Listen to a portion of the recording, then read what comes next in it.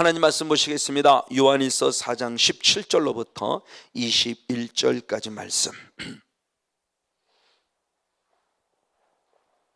요한일서 4장 17절로부터 21절까지 말씀 한 절씩 교독하시겠습니다.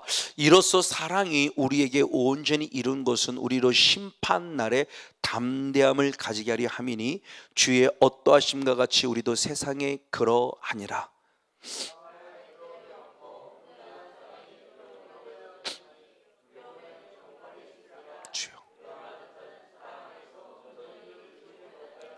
우리가 사랑하면 그가 먼저 우리를 사랑하였습니다.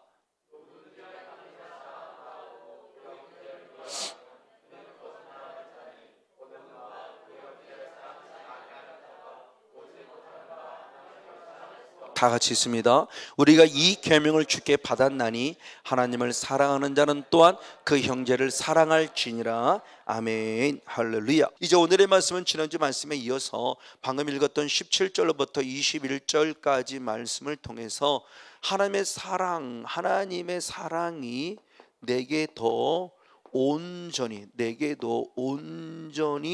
이루어지는, 즉 그래서 하나님의 사랑을 온전히 이루라라고 하는 말씀을 통해서 한번 살펴보려고 합니다. 오늘 본문의 말씀 17절 한 절 말씀을 더 한번 읽어보시겠습니다. 시작. 이로써 사랑이 우리에게 온전히 이룬 것은 우리로 심판날에 담대함을 가지게 하려 함이니 주의 어떠하심과 같이 우리도 세상에 그러하니라. 아멘. 이로써 사랑이 나에게 온전히 이루어진 것은, 그럽니다. 그러면서 이로써라고 표현했어요. 이로써라고 표현했습니다. 즉 이로써라고 표현한 이 접속사가 붙어진 것은 그의 앞에 있는 7절로부터 16절까지 말씀, 7절로부터 16절까지의 말씀의 내용을 말하면서 그를 통해서, 그 내용들을 통해서 그 하나님의 절대적 사랑이 내게 온전히 이루어졌다, 그리고 또한 더불어 나를 통해서 온전히 이루어내길 원한다라고 하는 이 그리스도의 사랑에 대한 온전함에 대한 모습이 지금 내게 이루어진 것에 대해서 사도 요한이 함께 감사하는 말씀의 내용이 이제 17절로부터 말씀의 내용입니다. 그래서 사랑을 온전히 이루라는 거예요. 그러니까 하나님의 절대적 사랑이 내게 이루어져야 돼요. 이것이 아주 중요한 부분의 모습이에요. 그냥 내가 예수를 믿는 것이 아니라 나중에 은혜를 보고 나니까 맞아, 내가 예수를 믿은 게 아니었어요. 이게 보통 은혜를 받은 사람의 깨달음이죠. 그분이 나를 사랑해 준 거였어요. 그래서 요한복음 15장 16절의 말씀에도 네가 나를 택한 것이 아니라 하나님께서 내가 너를 택하였다고 말해요.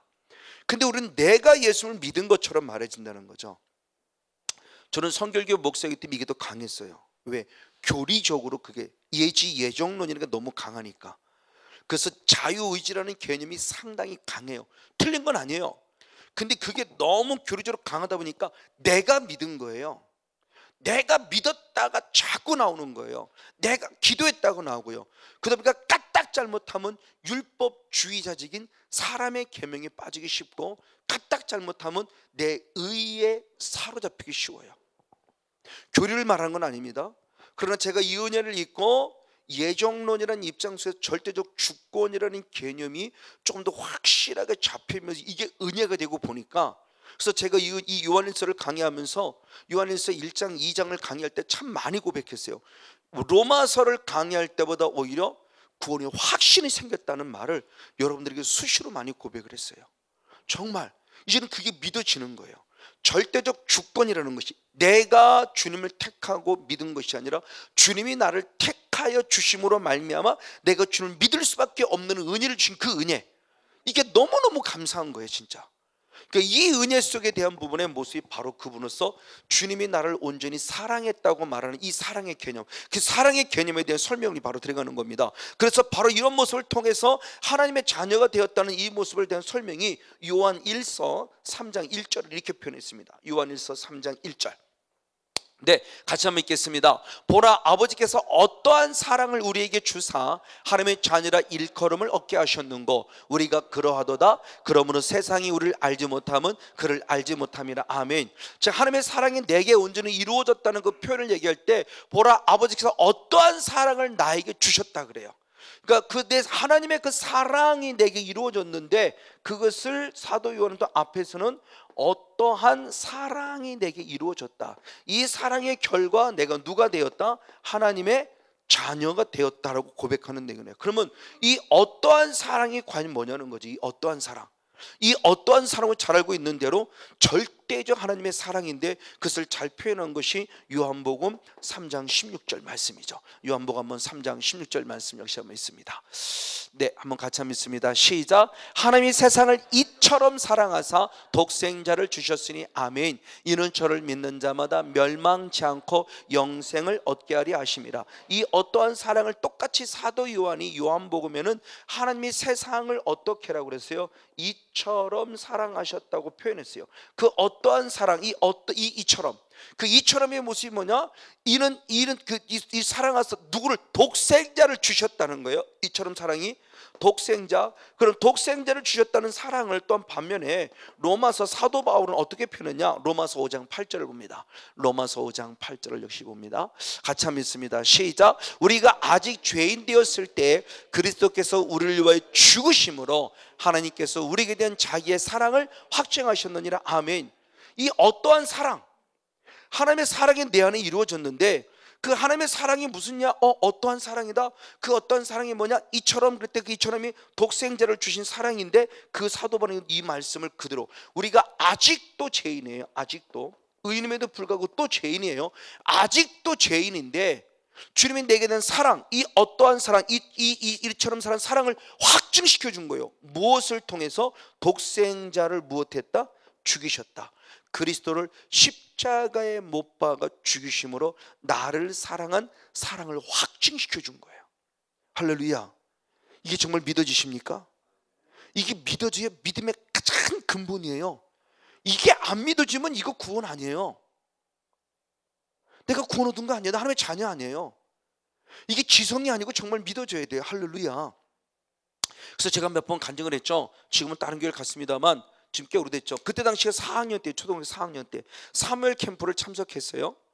그 아이가, 제가 막 은혜를 받았을 때니까, 그러면서 그 아이가 사역을 받습니다. 다른 사람에게 사역을, 다른 그 목사님에게 사역을 받는데 얘가 울어요. 뭔지 모르는데 우는데, 그 울음의 그 영적인 파장이, 그 사역받는 현장을 보고 있는 저도 울고 있고요, 그 사역하는 그 목사님도 울고 있고요, 주변 사람까지 그 파장, 영적인 파장의 영향이 확 흘러가고 있는 거예요. 그래서 사역이 끝났어요. 끝나고 물어봤습니다. 문기야, 너 도대체 왜 울었니? 라고 물었더니 이제 4학년밖에 안 되는 친구인데, 그 친구가 말합니다. 환상이 열려졌고, 환상이 열리고 주님의 음성이 들려지는 거예요. 뭐라고 말하는가? 십자가를 본 거예요. 예수님이 십자가 사건. 그때 그 친구가 그랬다는 거예요. 예수님이 내 죄 때문에 죽었대요. 그 4학년, 이 10살짜리입니다. 10살짜리가 죄를 졌으면 무슨 죄를 지었겠어요? 우리는 너무 그동안 예수님이 우리 죄라고는 폭넓은 죄, 네 죄, 내 죄는 조금 있고, 네 죄에 대한 개념이 너무 강했어요. 근데 그 친구에게는 주님 말했어요. 그 친구에게는, 문기란 친구에게 10살밖에 안 지는, 네 죄 때문에 내가 죽었다는 거예요. 그 10살짜리가 그거를, 환상을 보고 눈물을, 그 음성을 들었을 때 통곡하는 겁니다. 10살짜리가. 이게 진짜라는 거지. 이왕 환상 보려면 우리는 그런 거 좀 보자는 거예요.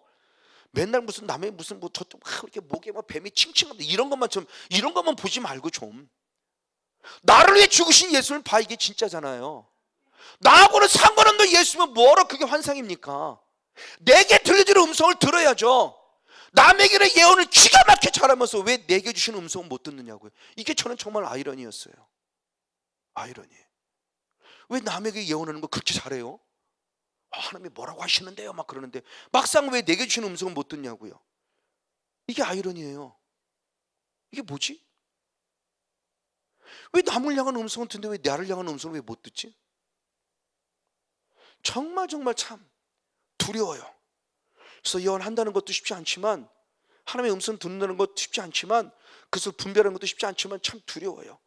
어쨌든 주님의 모습, 이게 주님의 절대적 사랑 안에 지금 우리들에게 주어진 절대적 은혜의 모습이요. 내가 지금 어느 때 있을 때의 모습인 걸 주님이 지금 말씀해 주고 있습니다. 그럼 이렇게 주님이 주는 은혜의 모습이 결국 나를 무엇하는 거냐 그랬을 때 오늘 본문은 사도는 다시 또 말합니다. 요한일서 4장 9절을 봅니다. 그럼 왜 우리를 이런 것을 이렇게 사랑을 베풀어 주셨는가라는 거죠.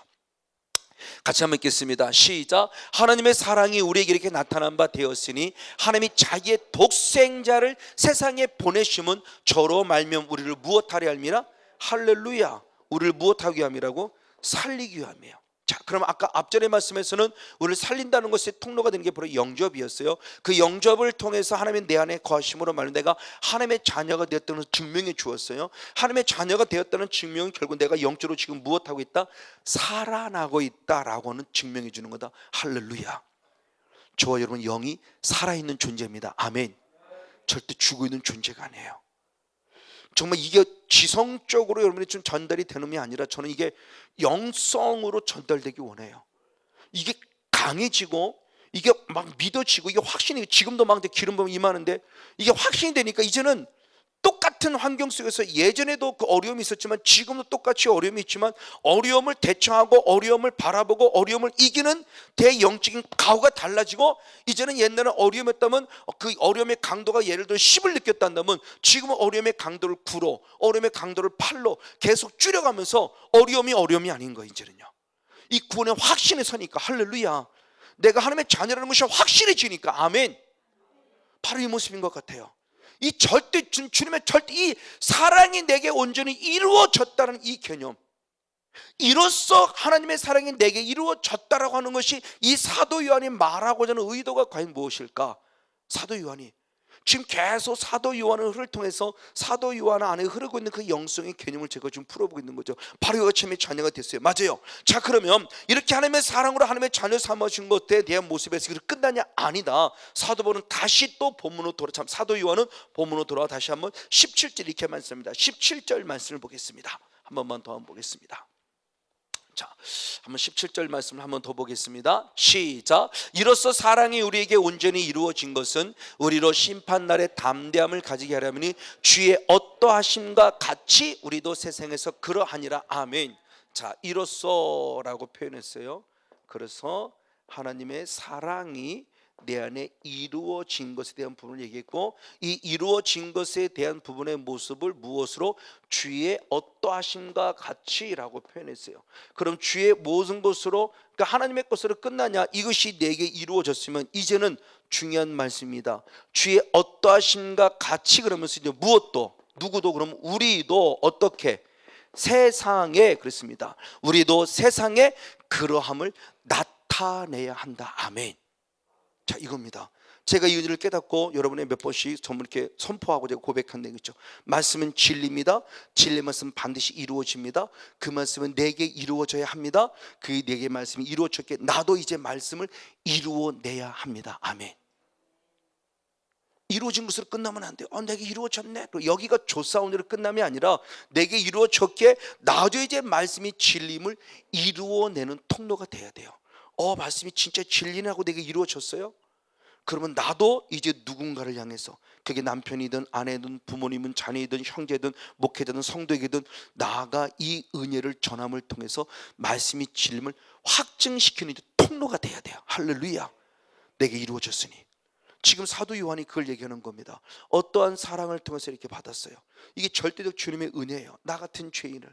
그래서 이 은혜가 너무너무 감사해서 이제는 주의 어떠하심과 같이 나도 이제 세상에서 그러하니라. 나도 이제 어떠한 사랑을 나타내는 자가 되어야 될 필요성에 대한 모습을 얘기하는 겁니다. 그 모습이 뭐냐고 했을 때 결국이 서로 사랑하자죠. 요한일서의 아주 중요한 핵심이죠. 다시 한번 보겠습니다. 요한일서 4장 7절 8절 말씀을 봅니다. 요한일서 4장 7절 8절. 네, 한번 같이 읽습니다. 시작. 사랑하는 자들아 우리가 서로 사랑하자. 아멘. 사랑은 하나님께 속한 것이니 할렐루야. 사랑하는 자마다 하나님으로 나서 하나님을 알고 사랑하지 아니한 자는 하나님을 알지 못하나니 이는 하나님은 사랑이심이라. 아멘. 저번에 중요하기 때문에 상당히 오랜 시간 저번을 또 모습을 많이 강조하며 말씀을 나누었죠. 하나님의 속성이 사랑이에요. 그 속성은 사랑이 내 안에 이미 거했어요. 그럼 나도 마땅히 하나님을 무엇해도 사랑할 뿐만 아니라 이제는 누구를? 이웃을 서로 무엇해요? 사랑해야 돼요. 그 사랑이 나타나야 중요한 얘기하셨죠. 하나님께로 낳고 하나님을 안다라는 거예요. 사랑의 열매가 나타나야 된다는 거죠. 아까도 초반절에 말씀하신 주님이 내 안에 거한다는 게 뭐예요? 서로 사랑하는 거예요. 그 얘기입니다. 서로 사랑하지 아니한다면, 이 말을 역으로 말하면 주님이 내 안에 거하지 않는 거예요. 주님이 내 안에 거하지는 결국 뭐냐? 사랑하지 아니하는 하나님을 알지 못하는 거예요. 하나님을 알지 못한다는 것은 결국 내가 하나님을 믿는 것이 아니라는 거죠. 믿는 것과 아는 것은 하나라고 했으니까. 그러니까 믿는 것 따로 아는 것 따는 거 아니라, 믿는다고 하는 것이 결국 주님을 안다는 거예요. 영적 경험을 통해서 그분과 내가 하나 되었음의 모습을 말씀하는 거죠. 그러니까 서로 사랑한다는 이 개념이 정말 중요한 것임에 대한 모습을 저는 제가 이 은혜 있고 가장 먼저 이것부터 깨달았기 때문에 더더욱 저는 이 말씀이 와닿아요. 디모데서 가장 먼저 깨달은 것은 요한에서 20절의 말씀을 가장 먼저 주님이 은혜 있고 깨닫게 하셨고, 그리고 거기 연결돼서 디모데전서 1장 13절을 깨닫게 한 거예요.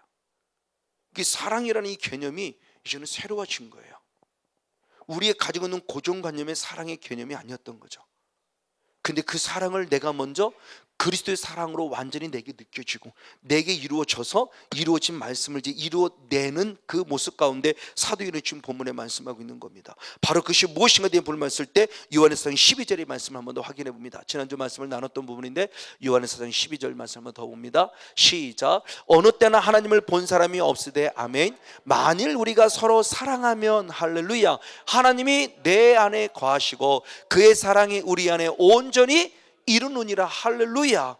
내가 서로 사랑할 때 하나님의 사랑이 내 안에 온전히 이루어지는 거예요. 그리고 17절의 말씀에 이제 이루어진 이 사랑을 나도 이루어내는 자가 될 수 있다는 거예요. 할렐루야. 그러니까 이 서로 사랑한다는 개념이 우리가 가지고 있던, 그동안 가지고 있던 이 육성적인 개념 속에서 서로 사랑하라면서 안 돼요 이 개념이 아니라 해야만 한다는 겁니다. 너무너무 중요한 부분의 모습이에요. 저는 이걸 제 스스로 경험을 했고 하나님이 순종했기 때문에, 그리고 제가 경험해 보니까 되어지니까 이게 되어지는구나. 그냥 막연히 목사로서 어떤 의무감이 아니라 제 안에 진심으로 이것이 되어지는 걸 제 스스로 경험이 되면서 말씀이 진리구나. 그래서 요한에서 3장 9절 말씀에도 하나님께 난 자는 죄를 짓지 못하나니, 그러면서 하나님의 씨가 너희 속에 거하며 죄를 짓지 아니한다라고 표현했던 말씀이 이게 맞구나. 죄를 안 지었다는 것이 아니고요, 죄와 싸워 이겨가면서 차츰차츰 죄를 줄여갈 수 있는 영향력이 능히 내 안에 성령이 하게 주시더라는 걸 경험하는 거예요. 할렐루야. 다시 말하면 똑같은 상황에 어제는 10번 화가 났어요. 근데 똑같은 이 은혜를 잊고 어둠에게 떠나고 나니까 이것이 9번으로 줄고 8번으로 줄고 7번으로 줄고 나중에 시간 가니까 그거 화나지 않다는 얘기예요. 할렐루야. 이게 되어지더라는 거예요.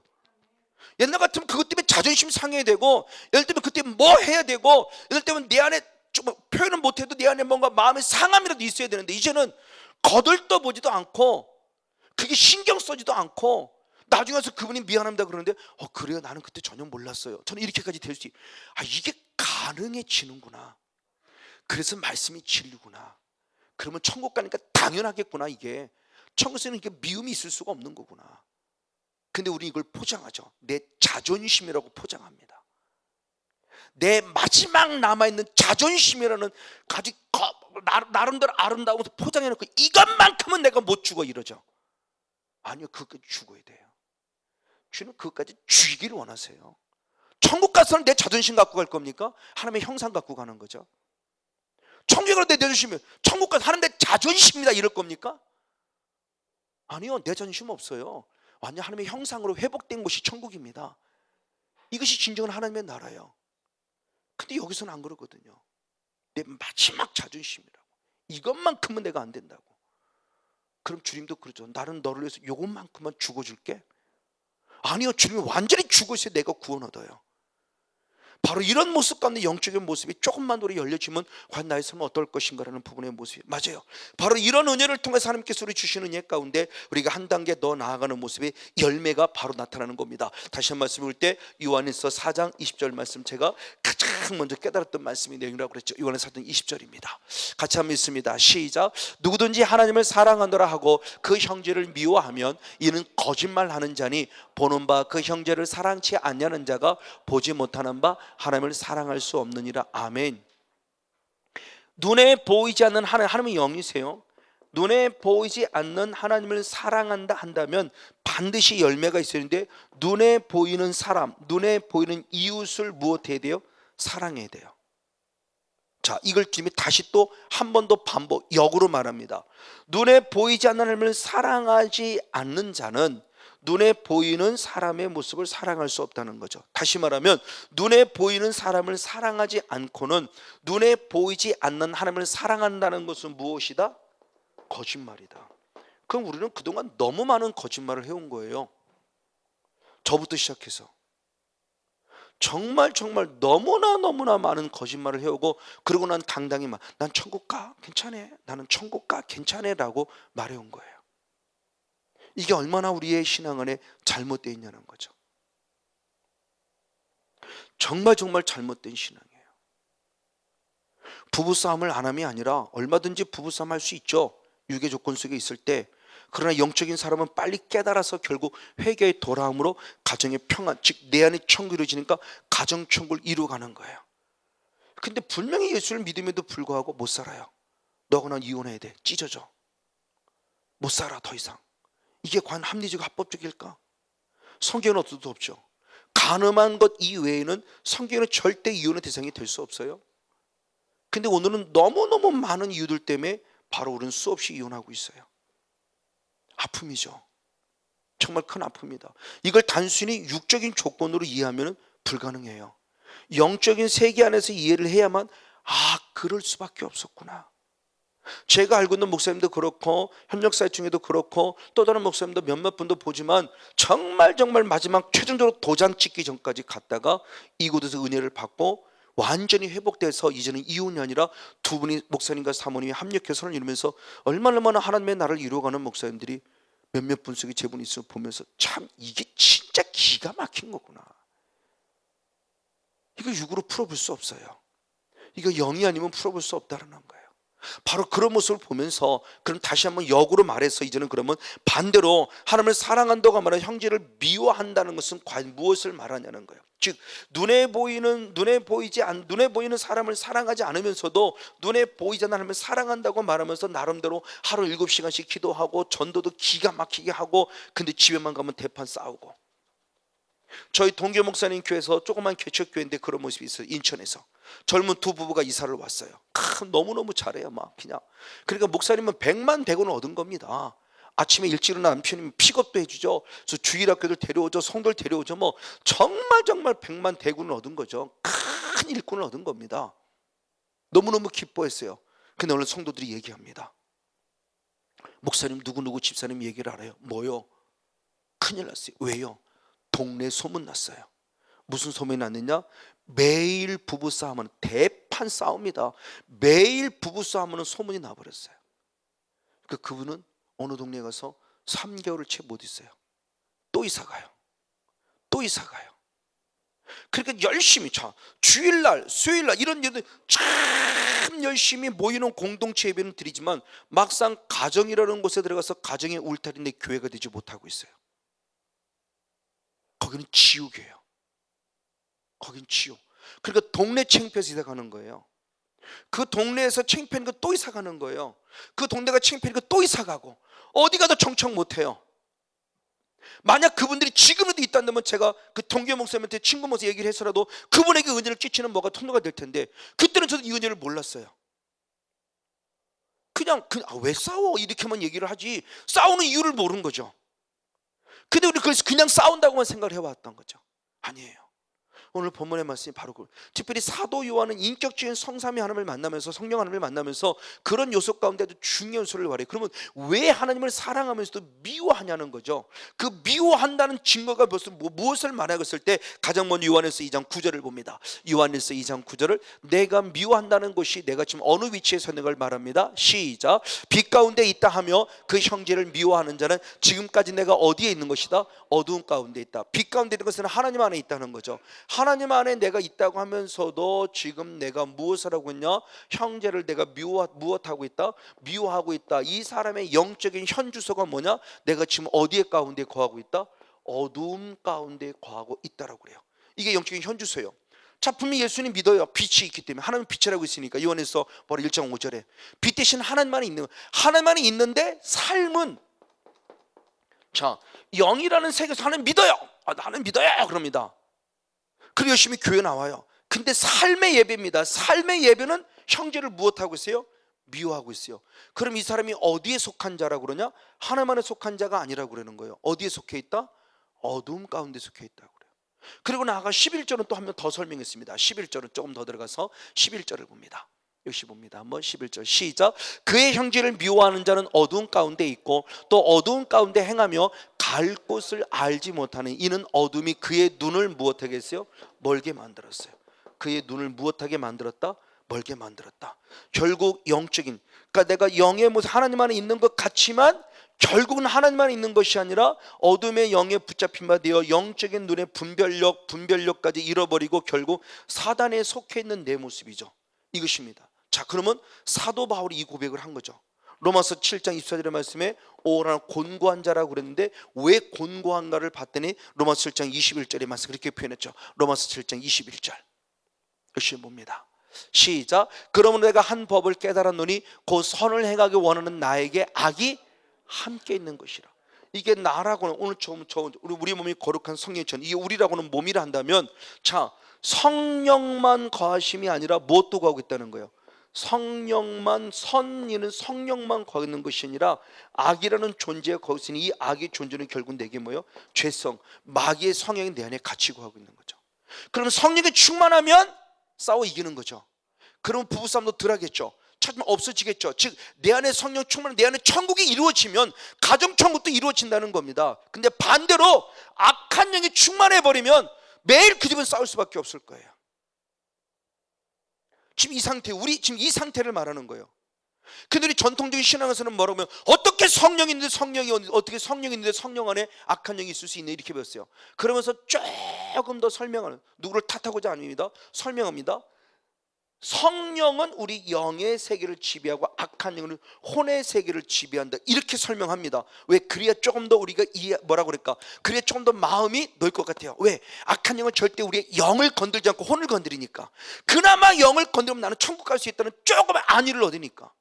아니, 악한 영 사탄도 영의 영이요. 그 영의 세계는 사탄이라는 영적인 존재가 지금 우리 영성의 세계를 건들고 있다는 겁니다. 그것이 혼과 육의 세계 열매가 나타나도록. 근데 우리 또 이렇게 배우거든요. 어느 목사님 한번 이거 아주 강력하게 주장하시는 분이 있어요. 사탄은 절대 혼의 세계를 지배하지 못한다고. 영의 세계는 성령만이 영의 세계를 지배하는 거고 사탄은 혼의 세계를 지배해서 기분 나쁘게 감정상 이런 보니까 혼적인 세계의 모습으로 끝나버리는 모습으로 이렇게 해석해버리기 때문에 지금 이들이 그럴 것 같으면 우리는 절대 말 그대로 한 문구는 영원한 구원이에요. 걱정 없어요. 죄져도요. 왜? 혼의 세계를 건드리는데 뭘 걱정해요? 우리 다 영이 천국 가는데 이렇게 얼마나 받아들일 수 있는 거예요. 그러니까 이런 모습 가운데 지금 우리가 지금 부딪혀지는 이 모습이죠. 바로 이 모습입니다. 맞아요. 지금 내가 예수님을 빛이 있음에도 불구하고 내 아가 또 어둠에 거하고 형제를 미워한다는 것은 어둠에 거한다는 증거이고 어둠에 거한다고 증거는 결국 내 영적인 눈이 멀어서 분별력이 되지 않으므로 계속 내가 죄를 짓는다는 것이고 아까 읽었던 요한에서 20절의 말씀은 결국 내가 형제를 미워하는 것은 지금 내가 무엇하고 있는 것이다? 거짓말하고 있는 것이다. 그러면 거짓말하는 주체 어둠의 주체가 누구냐는 거죠. 잘 알고 있습니다. 요한복음 8장 44절을 봅니다. 요한복음 8장 44절. 네, 역시 같이 있습니다. 시작. 너희는 너희 아비 마귀에게서 났으니 너희 아비의 욕심을 너희에게도 행하고자 하느니라. 저는 처음부터 살인한 자요 진리가 그 속에 없으므로 진리에 서지 못하고 거짓말을 말할 때마다 제 것으로 말하니 이는 저가 거짓말장이요 거짓의 아비가 되었음이라. 아멘. 자, 지금 우리를 향해서 말합니다. 저는 예전에 참 목사님도 죄송스러워요. 예전에는 이것이 그냥 유대인들을 향해서 얘기하는 걸 생각했어요. 물론 그렇게 봐도 틀리진 않아요. 그러나 성경은 더 깊이 들은 거 아니에요. 31절에 분명히 요한복음 8장 31절에 보면 유대인들 중에 예수님을 믿은 사람들을 향해서 하는 얘기예요. 그런 유대인들 중에 우리로 말하면 지금 개종한 사람이에요. 유대교에서 기독교로 개종한 사람. 유대인들 중에 예수님 믿는 이들을 얘기할 때입니다. 네 아비가 바로 누구라고 얘기해요? 마귀라고 얘기해요. 이게 충격이죠. 지금까지 내 아버지는 누구였어요? 아브라함. 지금까지 내 아버지는 누구였어요? 하나님. 근데 예수님이 오셔서 뭐라고 하냐? 네 아비는 마귀야, 이렇게 얘기하는 거예요. 열받는 거죠. 지금 누군가가 와가지고 성목사 까불지 마, 네 아비는 마귀야, 너는 마귀 새끼야, 그러면 제가 열 안 받겠습니까? 왜? 나는 지금 하나님이 내 아버지라고 믿고 있는데 누군가 와가지고 이런단다면, 그래, 사람이 그런 것이 그럴 수 있지만 하나님은, 예수님은, 성령님은 분명히 이렇게 말할 수 있다는 거예요. 성목사 착각하지 마, 너는 내 아비야, 너 아들이 아니야, 네 아비는 마귀야. 그렇죠. 바로 이 부분의 모습이 얼마든지 우리에게 주님이 마지막 최종적으로 말할 수 있는 거예요. 내가 너를 도무지 몰라라고 말할 수 있어요. 그럴 때 그러면 이 마귀의 성향이 내 안에 있다라고 했을 때 그것이 뭐냐고 보니까 욕심이라고 그랬고요, 욕심이라고 그랬고, 살인이라고 그랬고, 세 번째가 뭐냐? 거짓이라고 그랬어요. 그 욕심을 따라가고 있고 살인을 하고 있고 거짓하고 있는 거예요. 이 거짓에, 그러면 왜냐고 봤을 때 이 마귀에게는 뭐가 없다? 진리가 없다. 진리는 곧 무엇이다? 하나님의 말씀이 없다. 그럼 이 말씀도 잘 알아야 돼요. 이 말씀이 악한 사탄마에게 로고스의 말씀이 없는 게 아니라, 로고스는 가장 기본이지만 로고스의 말씀이 없으면 이들에게는 뭐가 없다는 거예요? 레마라는 말씀이 없는 거죠. 로고스라는 말씀, 지성이라는 말씀도 얘네들 갖고 있다니까요. 지성의 말씀은 갖고 있어요. 요한에서 야고보서 2장 18절부터 15절부터 쭉 말씀을 통해서 본 성경의 분명 말씀할 때, 그 마귀도 하나님을 분명히 무엇한다? 믿는다라고 해요. 하나님 믿어요. 우리가 쓰는 소테라는 원어, 소저라는 원어를 똑같이 써요. 소테라는 원어를 똑같이 써요. 그러니까 우리가 갖는 믿음과 다른 게 아니에요. 왜? 걔들도 로고스 있잖아요. 하나님을 우리보다 더 잘 알도 몰라요. 하나님 믿어요. 하나님을 알아요. 하나님을 너무 기가 막히게 합니다. 우리보다 더 잘 알도 몰라요. 영의 세계에서 마귀라는 존재를 이미 창조의 영성부터 알고 있던 그 하나님의 존재예요. 그럼 이게 구원이 있습니까? 구원이 없지요. 똑같이 믿음이 이르는 구원이 없어요. 우리에게만 구원이 있다는 겁니다. 같이 한번 보겠습니다. 야고보서 2장 19절. 야고보서 2장 19절. 네, 같이 한번 읽겠습니다. 시작. 내가 하나님은 한 분이신 줄 믿느냐? 잘하는도다. 귀신들도 믿고 무엇한다? 떠는다. 하나님 앞에 벌벌 떨어요. 사탄도요. 주님 무서워할 줄 알아요. 근데 이들은 구원이 없어요. 행함이 없다는 건 단순히 행함을 아니라 결국 이들에게는 뭐가 없다는 거냐? 레마라는 말씀이 없다는 게, 진리가 없다는 겁니다. 여기서 말하는 진리는 단순히 로고스의 개념이 아니에요. 사탄도 말씀을 기가 막히게 알으니까요. 그래서 예수님이 두 번째 시험 받을 때 시편 91편의 10절 11절 위에 말씀을 보면서 예수님 뛰어내리세요. 그러면 천사가 와서 당신의 말을 받들 것입니다라고 말씀을 인용하면서 예수님을 미혹하잖아요. 사탄이 말씀이 없는 사람이 아니라니까, 없는 존재가 아니라니까요. 바로 이런 존재예요. 그러니까 내가 내 영성의 모습을 잘 봐야 돼요. 내가 지금 형제를 미워하고 있네? 내가 지금 내 마음속에 형제를 미워하는 마음이 가득 차고 있네? 그러면 왜 형제를 미워하고 있지? 라는 모습은 성령 충만한 상태가 아니라 내 안에 무엇도 지금 충만해 가고 있는 거예요. 악한 영이 충만해 가고 있는 거예요, 지금요. 그러니까 내가 어둠 속에 있는 것이 영적 분별이 안 되고 나도 못하게 거짓말을 하고 있는 내 영성의 상태를 조명해 보라는 거죠. 그래서 처음부터 살인한 자의 모습 잘 안도록 가인이죠. 가인의 존재죠. 가인의 존재는 어떤 존재냐? 자, 창세기 4장 8절 말씀을 보겠습니다. 창세기 4장 8절. 네, 한 목소리로 같이 한번 읽어보시겠습니다. 창세기 4장 8절입니다. 시작.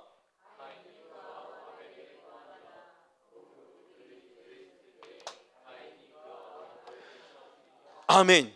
드디어 최초의 살인자, 그러니까 악한 사탄의 존재가 결국 가인에게 들어가서 가인에게 누가 마구 말하냐? 살인자가 됐어요. 최초의 살인자, 악한 영이 들어와서. 그러면 살인으로 끝났냐? 아니다. 9절의 말씀이 묻습니다. 하나님이 묻습니다. 네 아우 아벨은 어디 갔냐?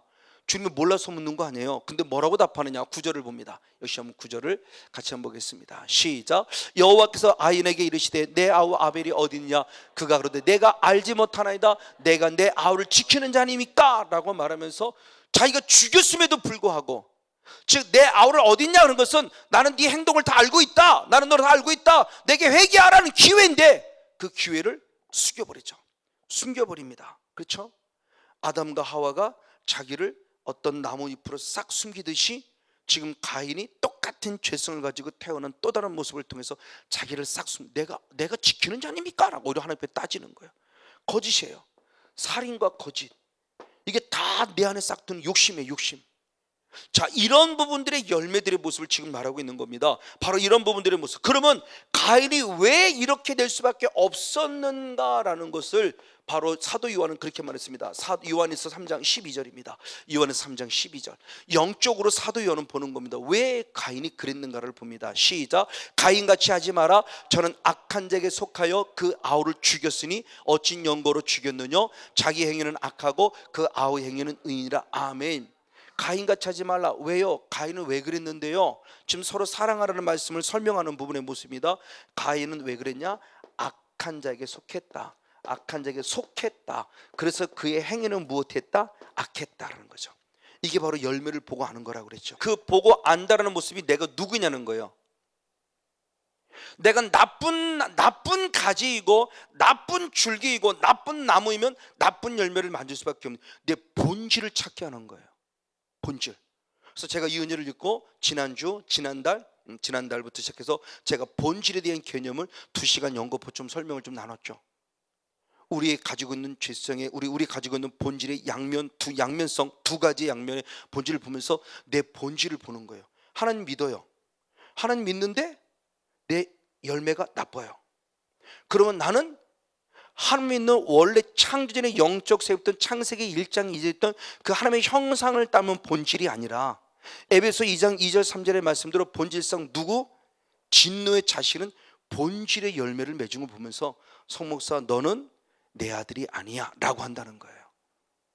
그 예수님을 도대체 믿는 게 뭐예요? 그래서 정말 군포했을 때는 이 질문 참 많이 던졌어요. 도대체 예수님을 믿는 게 뭡니까? 뭐든지 믿음입니까? 열심히 교회 나오는 게 믿음입니까? 하루 7시간 하면 그게 믿음입니까? 도대체 믿음이 뭐예요? 우리 믿음을 그렇게 배우지 않았어요. 그냥 교회 열심히 나오고 주일 성서 잘하고 11조 잘 드리고 충성 잘하면 그들은 믿음 좋은 사람처럼 생각했어요.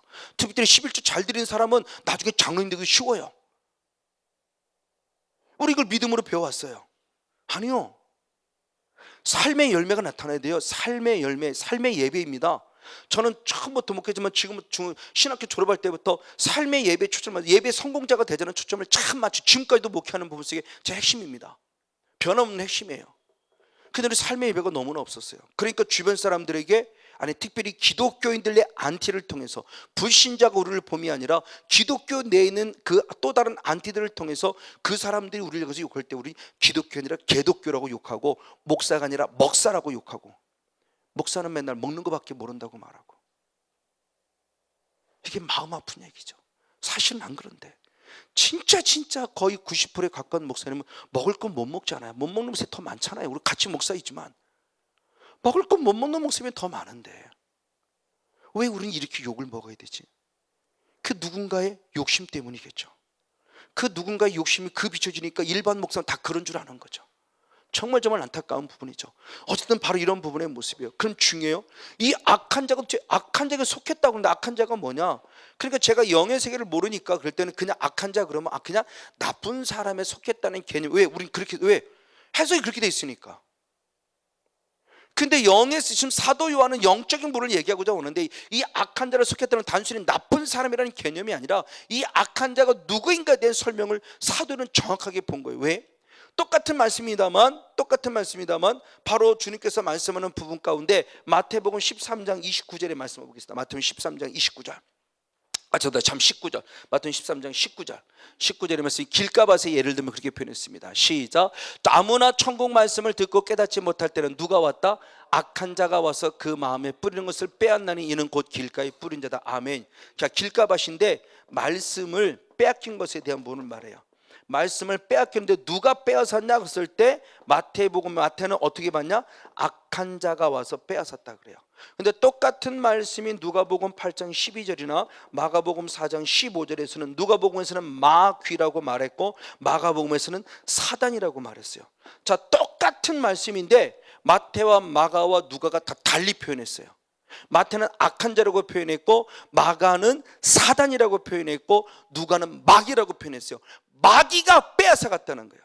즉 사도 요한이 말하고자 하는 겁니다. 이 가인이 악한 자에게 속해서 결국은 이와 같이 동생을 죽이고 하나님 앞에 거짓말할 수밖에 없는 이유는 그는 누구에 속했기 때문이다? 악한 자에 속했기 때문이다. 그래서 요한에서 3장 8절 말씀할 때 죄를 짓는 자는 누구에게 속한다? 마귀에게 속한다 그런 거죠. 누구도 부인할 수 없어요. 성모님 모습도 마찬가지예요. 그러니까 내 안에 성령님만 계신 것이 아니라 그 창세기 1장 2절에 원초적 본질만 내게 있는 것이 아니라 아담과 하와의 타고난 내가 범한 죄 때문에 내가 태어나는 순간부터 또 다른 본질이죠. 본질상 진노의 자식으로서의 또 다른 본질을 가지고 내가 살아갈 수밖에 없다. 그럼 이것을 또 다른 본질의 모습을 자꾸 빼어내서 하나님 나라를 확장시키는 것은 결국 성령 충만이다. 성령 충만해야만 예언을 이길 수 있는 것이다. 그게 열매로 나타난다. 바로 그거예요. 그러니까 지금 이 모습입니다. 지금 사도행전은 말하고자 하는 모습이 맞습니다. 그러면서 사도행전에서 똑같은 말씀을 한 번 더 반복하는 거죠. 본문에서. 그래서 요한에서 3장 10절의 말씀에 그렇게 표현했습니다. 요한에서 3장 10절 10절의 말씀에 그리고 12절의 말씀에 악한 자를 표현하고요. 같이 있습니다. 시작. 이러므로 하나님의 자녀들과 마귀의 자녀들이 나타나니 물을 의리 행치 아니하는 자나 또는 그 형제를 사랑치 않는 자는 하나님께 속하지 아니했다. 아멘. 하나님의 자녀가 나타나고 마귀의 자녀가 나타난대요. 그런 하나님의 자녀는 무엇이냐? 간단합니다. 성제를 서로 무엇하는 자다? 사랑하는 자다. 반면에 마귀의 자녀는 무엇하는 자냐? 서로 사랑하지 않는 자다. 그러면서 12절의 말씀에 너희는 가인과 같이 하지 말라고 설명하는 거예요. 결국 가인에 대한 설명이 뭐냐? 마귀의 자녀가 있다. 이 땅에 교회라는 공동체 안에 하나님의 자녀도 있지만 마귀의 자녀도 있다. 내 심령 안에 하나님의 자녀의 영성도 있지만 마귀 자녀의 영성도 가지고 있다. 그랬을 때 그 열매가 지금 누구에 쓰냐? 가인이다. 가인은 그러므로 누구에게 속한 자다? 악한 자에게 속했다고 말하며 결국 가인이 결국 악한 자는 곧 마귀의 자녀라는 것을 지금 확증시켜주는 모습으로 말씀하고 있죠. 자, 그럼 중요합니다. 왜 사단이라는 존재가 저와 여러 번 안에 들어와서 일반적인 다른 죄도 죄지만 오늘 본문 중심으로 왜 사랑해야 할 때 사랑하지 못하게 할까요? 사랑해야 하는데 사랑하지 못하게 해요. 아내를 사랑해야 되는데 전혀 사랑하지 못해요. 사모님을 사랑해야 되는데 사랑하지 못해요. 목회자 성도를 사랑해야 되는데 성도를 사랑하지 못해요. 제가 우리 이번에 월화에 에스테를 했었는데 에스테 하면서 참 많은 모습에 하나님 앞에 눈물을 흘리며 회개했던 그런 모습들이 있어요.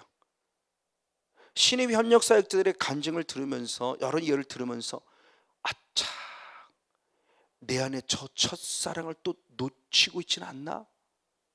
그러면서 내가 내 순간 맞아, 내가 혹시 가증스러운 바리새인의 영성도 내 안에 지금 꿈틀꿈틀거리고 있지 않나? 이것 때문에 주님 앞에 너무너무 죄송스러웠어요. 성도 몇 명 안 되는 성도를 정말 내가 예수님 마음으로 사랑하고 있나? 부족하지만 저를 협력해주는 협력사역자에서 정말 감사하고 사랑하는 마음으로 그를 축복하며 기도하고 있나? 그리고 여기 오시는 많지는 않지만 물론 기억나시는 분들이 있을 때 그 기억나시는 분들을 정말 주님의 마음으로 사랑하며 섬기며 내가 중보하며 기도하고 있나? 그렇지 못한 내 모습을 또 보는 거예요. 그래서 주님 앞에 또 회개했어요. 다시 한번 또 회개하면서 그래, 아니야, 나는 다시 주님의 마음을 품을 거야. 나는 그래서 아내를, 남편을, 부모님을, 자녀를, 그리고 성도를, 그리고 목회자, 그리고 협력사역자를, 그리고 오시는 분들 몇몇 분 기억나시는 분들 나는 정말 사랑해. 그리고 다시 한번 주님의 마음이 회복되는 모습을 제가 또 경험하고 있어요. 바로 이런 모습. 왜? 이건 너무너무 중요한 부분입니다. 자, 사도행전은 이렇게 말했습니다. 요한에서 3장 14절 15절의 말씀을 봅니다. 결국 이런 결과, 미워하게 되는 결과는 어떤 결과가 오느냐는 겁니다. 요한에서 4장 13장 14절 15절 3장 14절 15절 시작. 우리가 형제를 사랑함으로 사망에서 옮겨 생명으로 들어간 줄 알거니와 아멘. 사랑치 않는 자는 사망에 거하느니라. 그 형제를 미워하는 자마다 살인하는 자니 살인하는 자마다 영생이 그 속에 거하지 아니하는 것을 너희가 아는 바라. 아멘. 자, 사도행전 중요한 걸 얘기했어요. 자, 믿음으로 우리는 분명히 뭐예요? 구원이잖아요. 그렇죠? 믿음으로 구원이에요. 그리고 너무 잘 알아요. 근데 우리 이것만 강조되고 있다는 거예요. 근데 사도행전은 지금 뭐냐? 믿니? 그러면 서로 무엇해야 한다? 사랑해야 된다. 서로 사랑하지 않으면 이라는 거예요. 자, 다시 위쪽으로 오면 서로 사랑함으로 어떻게 됐냐? 같이 위쪽으로 올라갑니다. 14절부터 좀 더 있죠. 우리가 형제를 사랑함으로 사망에서 옮겨 어디로 들어갔어요? 생명. 자, 이게 구원에 이르는 과정이에요. 자, 믿음으로 구원을 얻은 자는 서로 사랑으로 구원에 이르러야 돼요. 이게 어디 가는 거지? 생명이에요, 생명. 그러니까 여기를 끝나는 게 아니고, 그러면 믿음으로 구원 얻었는데 사랑하지 않으면 어떻게 되냐는 겁니다. 만약 생명으로 들어간 줄 알거니와 사랑치 아니하는 자는 뭐라고 그래요? 뭐라고 그래요? 그럼 이게 불신자입니까 지금? 지금 이게 불신자한테는 얘기냐고요? 불신자한테는 얘기가 아니에요. 예수를 믿는 저와 여러분, 지금 저와 여러분이에요. 저한테 하는 얘기였어요. 저한테. 그래서 제가 요한 1서를 강의된 배경이 바로 그거예요. 이 은혜 있고 사도행전을 강의했고 4년 동안 강의했고 로마서를 3년 동안 강의하고 난 다음에 하나님께 다시 주신 은혜 가운데 하나님의 은혜 속에서 요한 1서를 다지면서 사도 요한이 주님의 경험한 인격적인 성령 하나님의 그 원하시는 바가 무엇인가를 잘 전하고 있는 사도 요한의 모습을 보면서 제가 그분을 통해 그 주어진 말씀 은혜를 받았기에 저를 점검하고 돌아보면서 저는 정말 요한 1서를 가면 너무 감사하며 요한 1서를 벌써 1년 지금 4개월 5개월째 들어오고 있는 거예요. 작년 정확하게 1월 첫 주부터 시작했으니까 5장밖에 안 되는 부분을 지금 벌써 이렇게 1년이 넘게 붙잡고 같이 기도하며 고민하게 만들어요. 저는 충격이에요. 예수 안 믿는 사람 아니에요 지금요. 예수 믿는 하나님의 사람들에게 말해요. 사랑하지 않니? 그래도 네 남편 사랑하지 않아? 그래도 네 아내 사랑하지 않아? 그래도 내게 넣어준 자녀들을 사랑하지 않고 내게 맡겨준 나의 양들 하나님의 상도들을 사랑하지 않니? 송목사 착각하지 마. 너는 생명이 아니라 뭐예요? 사망이라는 거예요. 이거예요. 근데 우리 이 말씀 별로 안 듣고 그냥 이것만 듣잖아요. 틀린 얘기는 아니에요. 삶의 예배가 없어요. 삶의 예배가 없어요. 그러니까 교회에서는 천국이 이루어진 사람 같은데 가정에만 돌아가면 지옥이잖아요. 가정만 돌아가면 아이들이 상처고 아픔이고 아내에게 상처 주고 아픔을 주고, 그리고 난 예수를 잘 믿어요. 아니요. 저는 당당히 말하는 게 제가 그랬기 때문에. 목사인 저는 그렇게 살아왔어요. 그 성도들한테는 좋은 목사로 부르지 모르지만 아내에게나 자녀들은 좋은 아빠, 좋은 남편은 아니었어요. 이게 제가 그렇게 살아왔어요. 그리고 젊은 집사님들이 말합니다. 목사님은 사모님한테 왜 그래? 그러면 내가 뭘 잘못했는데 그랬어요. 제가 잘못했다는 의식이 하나도 없었어요. 왜? 나는 목사고 기도했고 말씀 연구했고 말씀대로 잘 말씀 나름대로 그는 소유로 풍대 나눠서도 막 75년 자라가면서 나름대로 그 말씀도 잘 전했고 그렇게 했다고 제 나름대로 의의를 가지고 있었어요. 만약 내가 그 상태에 죽었다면, 그러니까 오히려 쫄딱 망해서 하나님이 인격적으로 만난 게 저는 하나님의 절대 은혜고 너무 감사해요. 만약 그때 내가 목회를 그만두겠다는 포기 상태까지 안 갔으면, 그 상태를 막았는데 죽었다 한다면 천국? 아닙니다. 만약 그 상태에 천국 갔으면 저 말씀이 거짓말이 돼야 되죠. 우리는 진리의 말씀이 더 확신 말씀에 진리가 확신이 안 단다면 우리는 저 말씀을 확실히 알아야 돼요. 정말이구나. 이 사람은 사망이네 이런 거죠. 그러면서 15절을 더 설명합니다. 그 미워한다는 개념을 더 설명할 때 뭐라고 그러냐? 그 형제를 미워하는 자는 결국 무엇했다고 그래요? 무엇하는 자니? 살인하는 자다. 살인죄다. 그러면 살인한 자마다 영생이 그 속에 거하지 아니하는 것을 너희가 무엇한다 바다? 이미 알고 있다는 거예요. 이미 알고 있다는 것은 이 말을 한 번, 두 번 들은 것이 아니라는 것이고, 사도 요한이 한 번, 두 번 설교한 게 아니라는 거죠. 계속 강조해 온 거예요. 사랑하라, 사랑하라, 사랑하라 라고 얘기했어요. 그러면 사랑하라고 왜 율법주의적으로 또 이렇게 얘기하죠. 왜 자꾸 율법주의적으로 사랑하라고 가르치냐고. 왜? 주님은 율법을 완성하신 분이니까. 주님은 율법을 사랑을 통해 율법을 완성하셨다고 로마서 13장 10절에 말씀하셨으니까, 그분 스스로가 사랑을 완성하신 분이니까 우리도 그 사랑을 본받아서 나도 사랑을 완성해야 돼요. 내게만 하나님의 사랑만 갖고 내게 하나님의 사랑이 이루어졌어, 구원받, 이거로 끝나지 말고 이제는 이루어내는 자가 되야 된다는 거죠. 지금 그 삶을 얘기를 하는 거예요.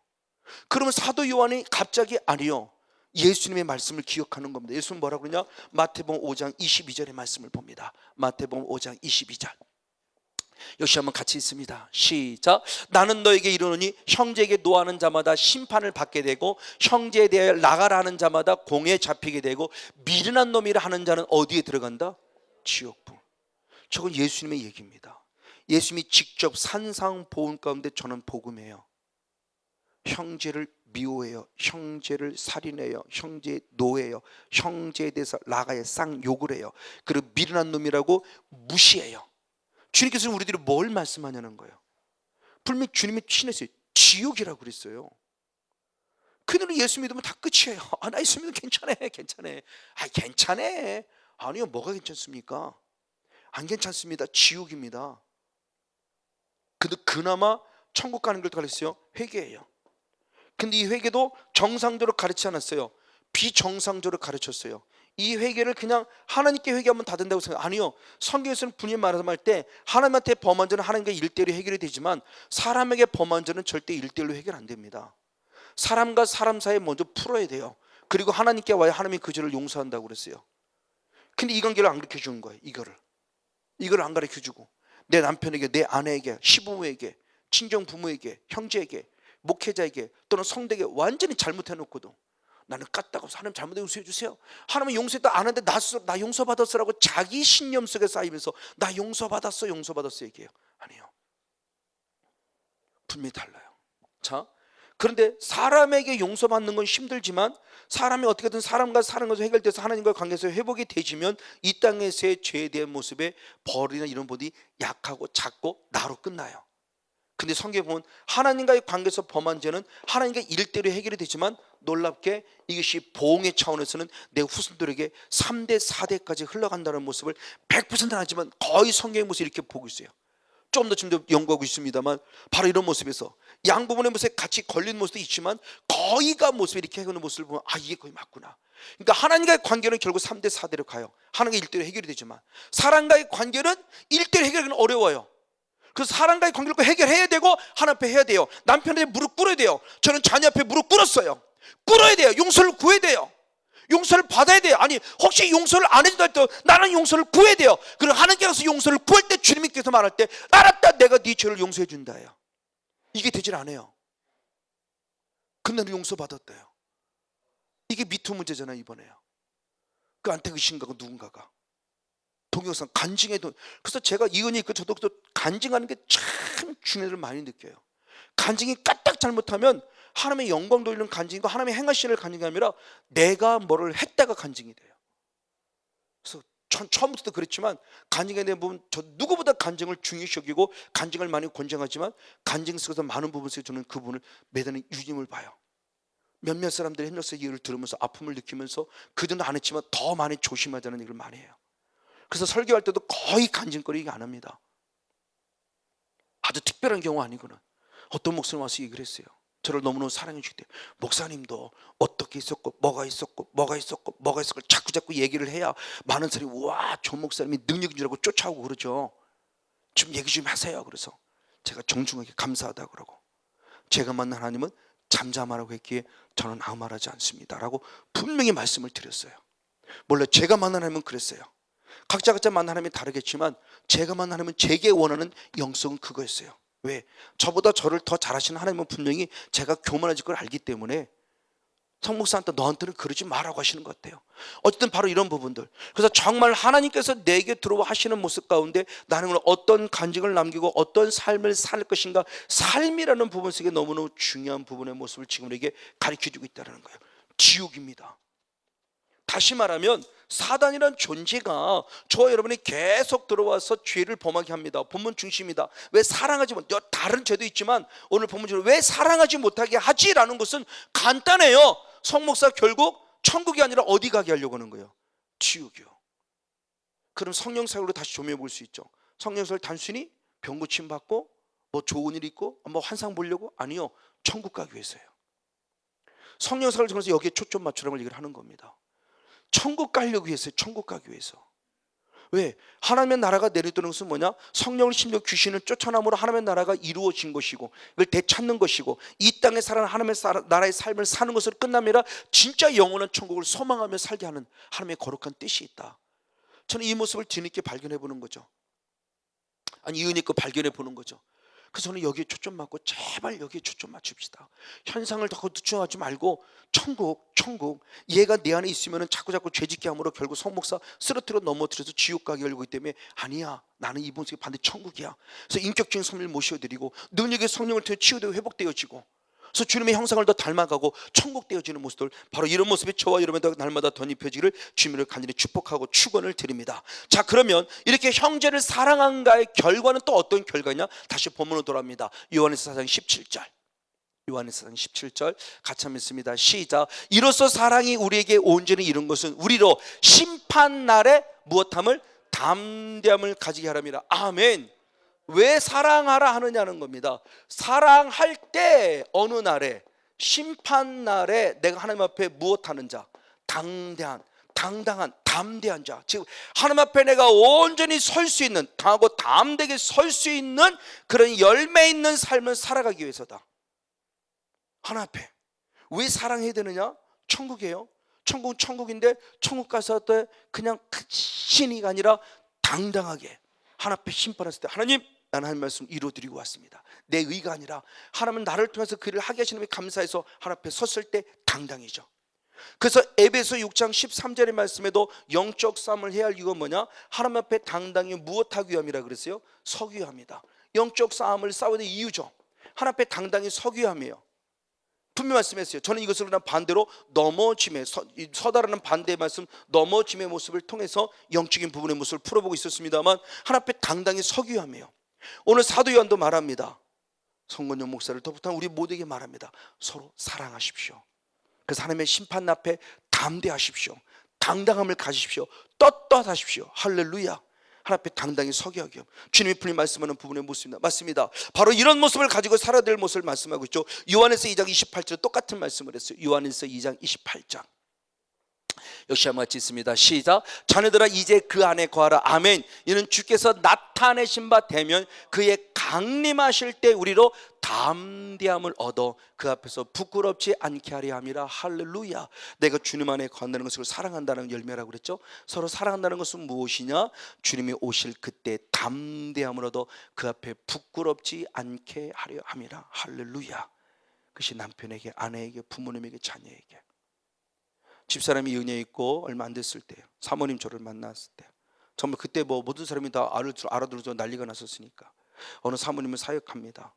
집사님이 하나님께 주신 음성을 전합니다. 하나님께서 저 말씀합니다. 사모님 목사님을 사랑한다고 말합니다 라고 해서 사랑하라고 하십니다. 그랬더니 첫 마디 들은 거, 나 그 새끼 사랑하지 못해. 얼마나 관계가 아팠는지는 모르지만 그렇게 심하게 얘기할 정도로. 그런데 이 은혜는 들어와서 계속 살게 되면서 악한 영이 떠나고 나니까 당신 스스로가 고백합니다. 나 목사님 사랑할 수 있어요. 할렐루야. 이게 진짜 인격적인 성이 임한 영적인 열매예요. 아무리 콜록콜록거리고 떠나갔다 그러고 환상보다 난리치는데 계속 싸워요? 계속 미워 죽겠어요? 아직도 사랑이 안 돼요? 근데 환상이 보여요? 예언 돼요? 축복합니다. 그러나 위험해요. 서로 사랑하지 않으면 지금 그거 말씀하고 있잖아요. 근데 사랑이 안 돼요? 나머지게 덜 처리된 거죠. 또 미워하는 영, 살인하게 하는 영이 처리되지 않은 거예요. 얘가 빨리 처리돼야 돼요. 오히려 예언을 못하고 환상을 못 볼지언정 사랑의 열매를 갖는 자가 하나님 앞에 당당히 설 수 있어요. 안 보는 게 나였을지 그럴 것 같으면. 이왕이라면 보되 사랑의 열매까지 맺자는 거죠. 그러면 더 그 사랑의 열매를 눈에 흘려보내면서 더 멋지고 아름다운 삶을 영위할 수 있을 거예요. 내 안에 천국이 이루어지는 거죠. 맞아요. 그래서 몇 번 얘기를 했지만 그 군포에 있을 때 누군지 모르는 전혀 누구 이렇게 소문 듣고 이렇게 오신 분이에요. 외모부터 벌써 보면 탁 예사롭지 않으신 분이에요. 뭐 덩치부터 시작해서 키는 조그만 덩치부터 시작해서 와 뭔가 이렇게 여자지만 탁 포스가 느껴지는 그런 분이에요. 근데 하나님의 놀라운 은혜가 말 그대로 한 방에 된 케이스예요, 그분은. 그러면서 꽤 오랫동안 저희 군포에 계속 오셨어요. 그러면서 어느 자랑 막 얼굴이 달라지면 바뀌지고 막 자랑하는 겁니다. 목사님 우리 남편이 나보고 사랑의 교회 간다고 어서 가라 그래요. 그래서 그게 무슨 그래요? 그래서 감사해요. 왜 그런지 아냐고 본인이 얘기를 하는 겁니다. 남편도 사위도 자기를 무서워할 정도로 자기의 권력이 상당했어요. 근데 놀랍게 소문 듣고 오셔서 하나님의 치유도 회복되면 은혜가 입었어요. 그분은 처음부터 잘된 케이스였어요. 은혜를 입었어요. 그때마다 가정이 바뀌어지는 거예요. 그러면서 남편이 묻더래, 여보 어디가? 군포 사랑이 어서 가. 사위가 그랬더니 어머니 어디 가세요? 군포 사랑이. 어머니 어서 다녀오세요. 아니 왜? 남편의 입장에서 사위 입장에서 남편이 달라진 거예요. 장모님이 달라진 거예요. 그게 진짜 그러니까 가정천국이 이루어지더라는 거죠. 그러니까 어서 가라는 말이 나오는 거죠. 근데 사후관리 지금까지 잘 되는 건 모르겠어요. 너무너무 안타까운 부분이죠. 사후관리가 잘 되기 때문에 분명히 가정천국이 지금도 이루어졌을 텐데 사후관리가 안 되고 한순간 무너져 버렸으면 다시 또 옛날로 돌아가겠죠. 그때는 더 심해지겠죠. 그러니까 지금 은혜 받는 것도 중요하지만 은혜 받은 이후에 은혜를 계속 유지하는 게 참 더 중요한 걸 알아서 제가 사후관리를 많이 강조를 하는 거예요.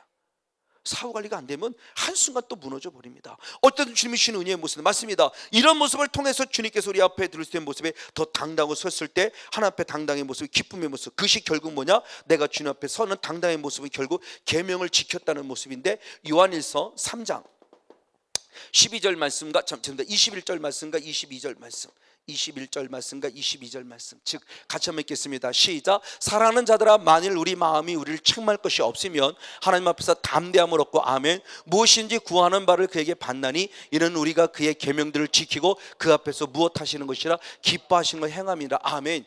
즉 하나님의 사랑의 열매가 나타나 주님 앞에 당당히 선다는 것은 내가 주님의 계명을 지켰다는 것인데 하나님이 기뻐하는 계명 그럼 주님이 기뻐하는 계명이 뭐냐 그랬을 때 요한일서 4장 21절의 말씀입니다. 요한일서 4장 21절 역시 하면 있습니다. 시작. 우리가 이 계명을 주께 받았나니 하나님을 사랑하는 자는 또한 그 형제를 무엇하라? 사랑하다. 그러니까 하나님의 계명이 뭐냐? 너희들이 나를 사랑한다면 너는 반드시 누구를 사랑해야 한다? 형제를 사랑해야 한다는 거예요. 이게 계명이에요. 이게 구약 시대부터 있는 계명, 지금 새로 주님이 오셔서 주신 새 계명의 계명. 너무 간단해요. 그러니까 신앙을 우리가 너무 어렵게 생각하는데 뭐 기도 많이 한다 이런 것도 중요한 부분이지만 진짜 중요한 열매는 뭐니? 성목사 네가 나를 사랑하니? 네 사랑합니다. 그럼 내 계명이 뭔 줄 알지? 알지요. 내 계명이 뭐니? 서로 사랑하라입니다. 그래 네 계명 내가 너에게 준 계명 그것이 로고스가 아니라 레마가 되길 원하니 너도 서로 사랑하라요. 할렐루야. 내게 온전히 이루어진 사랑을 나도 이제 이루어낼 수 있는 서로 사랑하는 자. 그래서 누군가를 긍휼히 여기는 은혜가 너무너무 중요하다. 그래서 야고보 사도는 그렇게 배웠어요. 야고보서 2장 13절입니다. 야고보서 2장 13절. 야고보서 2장 13절 시작. 긍휼을 행하지 아니하는 자에게는 긍휼 없는 심판이 있으리라. 긍휼은 심판을 이기고 자랑하는데 할렐루야. 그러니까 긍휼을 베풀어야 돼요. 다시 말하면 용서하라는 겁니다. 누군가 와서 용서를 구하기 전에 내가 먼저 용서를 해줘야 되고 용서를 와서 구하면 당연히 용서를 해줘야 돼요. 왜? 내가 긍휼히 여기고 내가 용서를 해줘야 하나님도 나를 어떻게 한다? 용서해주고 긍휼히 여겨준다. 그래서 긍휼은 심판을 이기고 자랑하느니라. 할렐루야. 그래서 주님은 마태복음 6장 9절로부터 말씀에 13절까지 말씀하고 14절 15절 이해 말씀이 바로 뭐랬냐? 주기도문을 통해서 말한 다음에 중요한 얘기를 했어요. 이 땅의 것이 풀릴 때 하늘의 것도 풀리고 이 땅의 것이 묵히면 하늘의 것도 묵힌다고 그랬어요. 그러니까 땅의 것이 풀어져야 돼요. 땅의 것을 용서하면 너도 하나님 앞에 용서를 받지만 내가 누군가를 용서하지 않으면 주님 나를 용서하지 않는다는 거예요. 그러니까 영의 세계를 열어가미 육적인 세계에서 땅의 것이 먼저 풀어져야 돼요. 그러니까 미움이 풀어져야 돼요. 홀이라는 안경실에서 갚으라는 거예요. 다 용서를 구하고 철저하게 무릎 꿇어야 돼요. 이게 오늘 미투가 나오는 이런 배경이란다면 지금 다와 우리들 모습 아마 제가 지금 딸도 있지만 제가 이런 삶을 살지 못해 이런 설교하면 딸의 입장에서 그럴 거예요. 아빠 나 잘해 그럴 거예요 아마. 그렇죠? 아빠 나 잘해 그럴 거예요 속으로. 아빠는 집에 와서 사랑도 하지 않으면서 말이에요. 무슨 사랑하라고 말하냐고 하면 딸의 마음에 더 상처가 될 거예요. 그러나 부족하지만 제가 바뀌어진 이후에 딸이 자모 유치원 교사를 하는데 자모교를 갈 때 우리 아빠만큼만 바뀌어봐요 라고 말하며 당당히 말했다고 그래요. 그 말할 때 너무너무 기쁘고 감사했어요. 참 부끄럽기도 하면서 감사도 했어요. 왜? 부족하지만 인정받고 있다는 거잖아요. 우리 아빠의 어제가 오늘이 달랐다는 걸 인정하고 있는 거잖아요. 저는 그걸 보면서 천국 가려고 사랑한 것이 아니라 사랑하고 있기 때문에 천국이면 더 넓어지고 천국이면 더 깊어지고 천국이면 더 가까워지고. 아멘. 바로 이 삶이에요. 그럼 반대로 왜 하나님을 믿음에도 불구하고 강하고 담대하지 못하고 두려워하느냐는 요인을 또 알려주고 있습니다. 마지막 결론 맺겠습니다. 요한에서 4장 18절의 말씀을 봅니다. 요한에서 4장 18절 한번 같이 한번 읽겠습니다. 시작. 사랑하는 두려움이 없고 온전한 사랑이 두려움을 내어쫓나니. 아멘. 두려움에는 형벌이 있습니다. 두려워하는 자는 사랑 안에서 온전히 이루지 못하였느니라. 아멘. 담대하지 못하고 두려움이 찾는다. 두려움이 찾아왔다고 하는 것은 결국 뭐냐? 하나님의 사랑 안에서 내가 온전히 이루어지지 못했다는 거예요. 즉 하나님의 사랑이 내게 온전히 이루지 못한 거예요. 이걸 말하면 다시 초반절에 말씀, 아직 구원의 확신이 없는 거예요. 예수 십자가의 사랑이 안 느껴지는 거예요.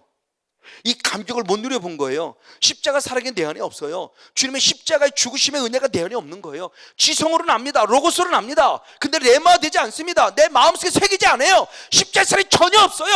구원의 확신이 없다는 겁니다. 그러니까 천국에 소망도 없고 천국에 소망 자체가 없으니까 열매가 나타나지 않는 거예요. 왜? 내 자신이 지옥 같으니까. 내 자신이 상처 속에만 자라고 있으니까. 내 자신이 아직도 상처 속에 매여져 있어요. 그러니까 상처만 나오는 거죠. 그러나 상처가 치유되면 치유될수록 상처의 강도가 작아지죠.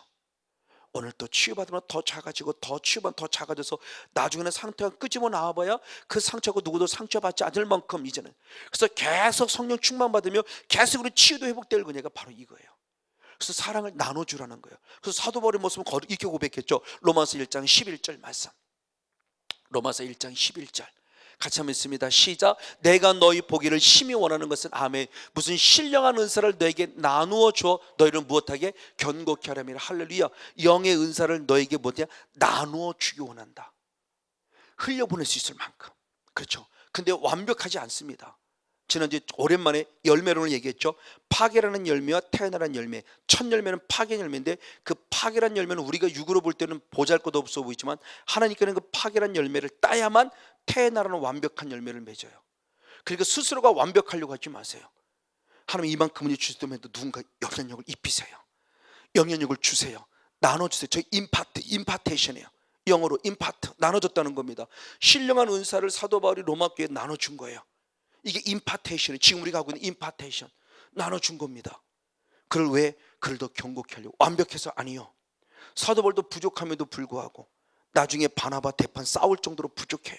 그래도 주신 이에 감사하며 차츰 치유되고 회복되어 주님의 온전함 속에 나아갈 수 있었어요. 누구도 완벽하지 않습니다. 여기 있는 성건영 목사도 완벽하지 않아요. 저희 이번에 청년이 있어요. 지난 수요일에 오랜만에 만나서 식사를 한번 했어요. 그 청년이 말합니다. 목사님 왜요? 그랬더니 목사님도 텔레비를 보나요? 깜짝 놀라 당황스러웠어요. 그러면서 순간 나 텔레비 봐 그랬어요. 그랬더니 아 그래요? 하고 받아요. 그 까딱 잘못하면은 내가 대단히 거룩해서 나는 텔레비를 하나도 안 보고 그냥 오직 말씀만 읽고 오직 기도만 하는 뭐 아니요 저 그럴 정도 안 돼요. 그렇기 때문에 산속에 들어가야지 뭐. 산속에 부처하는 사람처럼 산속에 들어가 흔히 말하는 수도한다고 그러죠. 아니요. 오르드 이은이 또 다른 모습에 이제 집에 들어오면 집은 그냥 말 그대로 안식처예요. 나도 쉬고 싶어요. 집에 들어오면 쉬고 싶어요. 그 집은 안식처예요. 그러니까 편하게 있고 싶어요. 막 널브러져서요. 대자로 누워버리고. 왜? 쉬고 싶어요. 그러나 그 이후에 또 다른 하나님의 일에서는 정말 최선을 다하죠. 맞아요. 그 경건의 개념, 그 거룩의 개념이 우리가 생각하는 거랑 전혀 다르다는 성경에서는 그런 모습이 아닌 거예요. 어찌됐든 주님이 주신 은혜 가운데 부족하지만 저도 나눠주고 있다는 겁니다. 왜?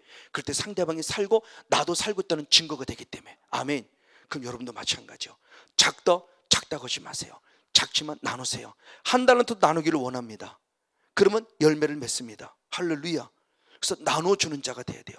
그럼 그것이 무엇으로? 행함으로. 마지막 결론입니다. 요한에서 2장 14절에 마침 적습니다. 요한에서 3장 18절 말씀. 요한에서 3장 18절 말씀 시작. 자녀들아 우리가 말과 혀로만 사랑하지 말고 무엇으로? 오직 행함과 진실함으로 하자. 아멘. 사랑은 행함에 나타나야 돼요. 사랑은 말. 우리 집사람 하는 말, 이은혜 있기 전에 말했어요. 사랑을 뭐 당신 나를 사랑한다고 어떻게 알아? 어떻게 사랑을 표현해야지. 지금 보니까 진리예요. 맞아요. 사랑은 표현해야 돼요. 그렇죠? 손을 잡아주든지 안아주든지 말로 사랑해라고 하든지 뭔가 표현해 줘야 돼요. 그래 사랑이에요. 근데 우리나라는 그게 아니잖아요. 그걸 말로 해 이러잖아요. 마음으로 사랑하는데 맨날 천장 쳐보는 소리만 해대. 그러면서 무슨 사랑이야. 상처 한번 툭툭 아내에게 상처 주면 사랑. 제가 그렇게 자라봤어요. 왜? 우리 아버지가 그렇게 했고 우리 어머니가 그렇게 했어요. 두 부부의 사랑은 맨날 치고받고 싸우는 게 사랑이에요. 도대체 좋은 말 하는 걸 한 번도 못 들어봤어요. 그래서 저는 사랑을 받아보질 못했기 때문에 사랑이 뭔지를 몰라요. 성경에 말하는 사랑은 알아요. 근데 사랑을 못 줬어요.